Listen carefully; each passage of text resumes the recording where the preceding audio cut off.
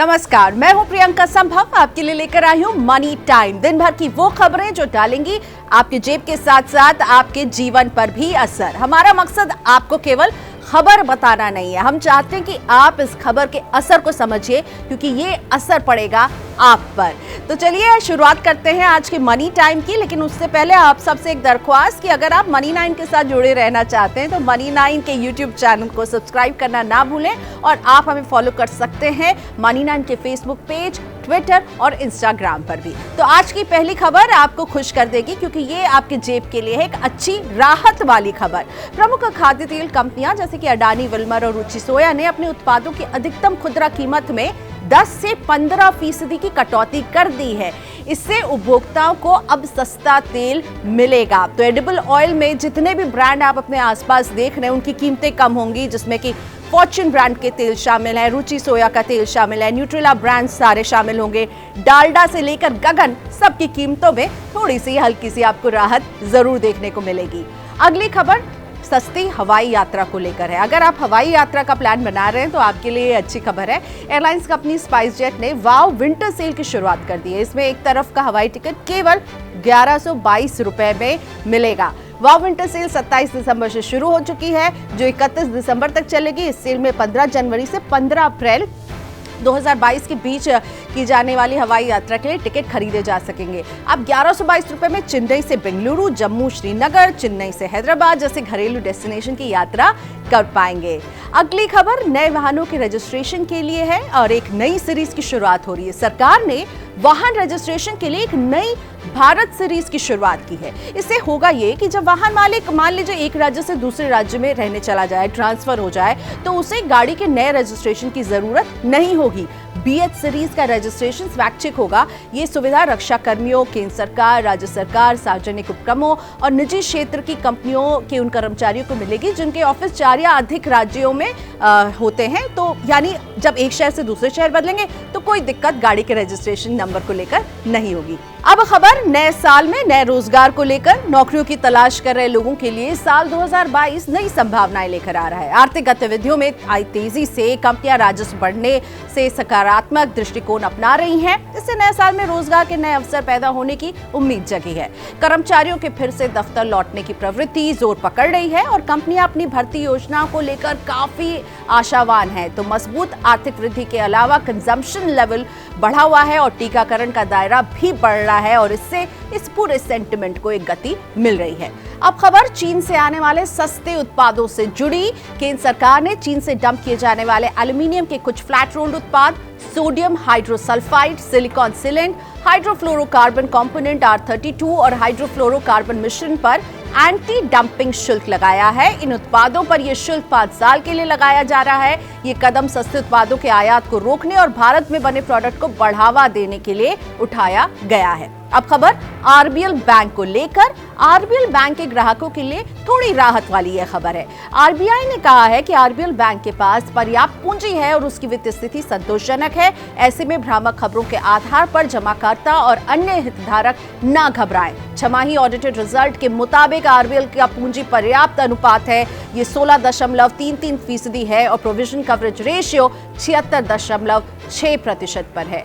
अब खबर पूंजी बाजार नियामक सेबी से जुड़ी हुई। सेबी 28 दिसंबर को होने वाली अपनी बोर्ड मीटिंग में IPO से जुड़े बड़े सुधार को मंजूरी दे सकता है। इसमें नई स्टार्टअप कंपनियों के अज्ञात अधिग्रहण के लिए IPO पेशकश में जुटाए गए धन के उपयोग पर प्रतिबंध, IPO में एंकर निवेशकों के लिए लॉक इन अवधि को बढ़ाने और IPO राशि की निगरानी जैसे सख्त नियम शामिल हैं। अगली खबर इलेक्ट्रिक वाहनों से जुड़ी है। महिंद्रा इलेक्ट्रिक अपनी उत्पादन क्षमता दुगना करने की योजना पर काम कर रही है। कंपनी अपने 3 और 4 व्हीलर EV पोर्टफोलियो में आधा दर्जन नए मॉडल भी जोड़ने जा रही है। कंपनी इसके लिए 300 करोड़ रुपए का निवेश करेगी। इस साल कंपनी की बिक्री 14 से 15 हजार इकाई रहने की संभावना है, जिसके अगले साल डबल होने की उम्मीद भी है। अब जो खबर है वो है LIC के IPO को लेकर। भारतीय जीवन बीमा निगम यानी कि LIC के IPO का बेसब्री से इंतजार कर रहे लोगों के लिए अच्छी खबर। कंपनी की मूल्यांकन प्रक्रिया पूरी हो चुकी है। सेबी के पास इस IPO से जुड़े ड्राफ्ट दस्तावेज अगले महीने जमा होने की पूरी संभावना है। जानकारों ने जनवरी-मार्च 2022 में LIC के IPO के खुलने की उम्मीद जताई है। तो मनी 9 से जुड़े रहिए। इस तरह की काम की खबरों को जानने के लिए मनी 9 के YouTube चैनल को सब्सक्राइब करना बिल्कुल ना भूलें। आप हमें फॉलो कर सकते हैं फेसबुक फेसबुक, ट्विटर और इंस्टाग्राम पर। अगली खबर मनी टाइम की मुद्रा योजना को लेकर है। प्रधानमंत्री मुद्रा योजना की स्थिति में सुधार आना शुरू हो गया है। इस योजना के तहत चालू वित्त वर्ष में अब तक 1.58 लाख करोड़ रुपए के कर्ज दिए जा चुके हैं। ये आंकड़ा कोरोना से पहले के स्तर से ज्यादा है। कुल कर्ज में 50,000 रुपए तक के शिशु लोन की हिस्सेदारी सबसे ज्यादा है, या ये है कुल 40%। इससे आर्थिक गतिविधियों के सामान्य होने का संकेत मिल रहा है। अब खबर सरकारी बैंकों के एनपीए संकट से जुड़ी है। सरकारी बैंकों की दशा सुधारने के लिए जनवरी के दूसरे हफ्ते से बैड बैंक अपना कामकाज शुरू करने जा रहे हैं। सरकारी बैंकों के 22 खातों में अनुमानित 82,000 करोड़ रुपए का लोन फंसा हुआ है। बैड बैंक इसी फंसे हुए कर्ज की रिकवरी के लिए काम करेगा। इससे बैंकों की बैलेंस शीट सुधरेगी, उन्हें नए लोन देने में आसानी होगी। अब खबर है सोने में निवेश करने वालों के लिए खास, क्योंकि जिस तरह आप शेयर्स में अपना पैसा लगाते हैं उसी तरह आप गोल्ड में भी निवेश कर सकते हैं।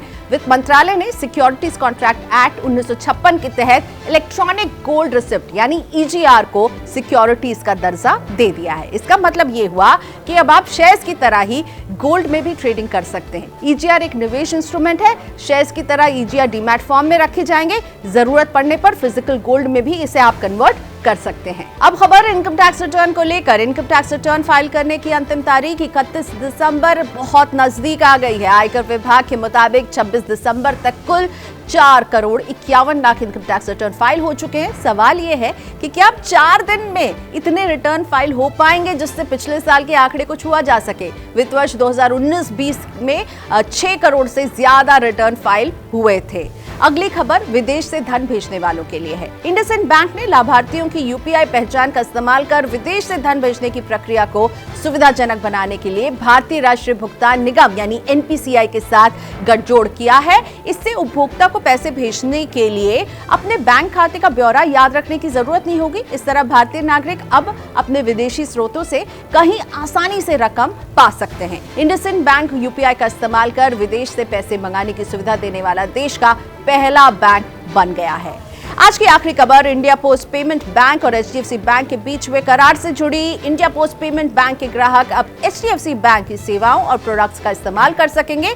गांवों और कस्बों में इंडिया पोस्ट पेमेंट बैंक के लगभग 4 करोड़ से ज्यादा ग्राहक हैं और उन्हें एचडीएफसी बैंक की सेवाओं का एक्सेस मिलेगा। इस करार से एचडीएफसी बैंक को भी ग्रामीण क्षेत्रों में अपना विस्तार करने में मदद मिलेगी। और अब आपको देते हैं स्टार्टअप की दुनिया की हलचल। टाटा ट्रस्ट के पूर्व सीईओ आर वेंकटरमणन द्वारा कैंसर उपचार के लिए शुरू किए गए स्टार्टअप कार्किनोज हेल्थ केयर में रिलायंस इंडस्ट्रीज और टाटा ग्रुप ने निवेश किया है।